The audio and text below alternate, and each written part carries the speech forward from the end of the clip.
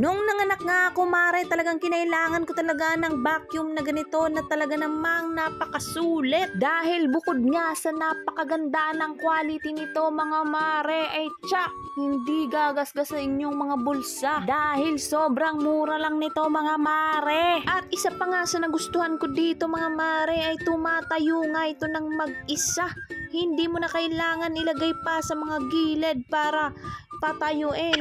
At napakahaba nga rin ng wire nito, mga mare, kaya hindi ka na mahihirapan pumunta pa sa malayo. At eto pa nga, mare, ang mas maganda dito, meron na tong tatlong nose. Basta yung panghigop ng dumi, mga mare, kahit sulok-sulukan pa ay maaabot talaga niyan, mga mare. Ay, sobrang OA. At ayan, as you can see, talagang malinis ang aming bahay dahil nga dito sa aming vacuum na to. At kapag liligpitin nyo naman yung wire, mga mare, meron din tong lalagyan dito sa may hawakan niya.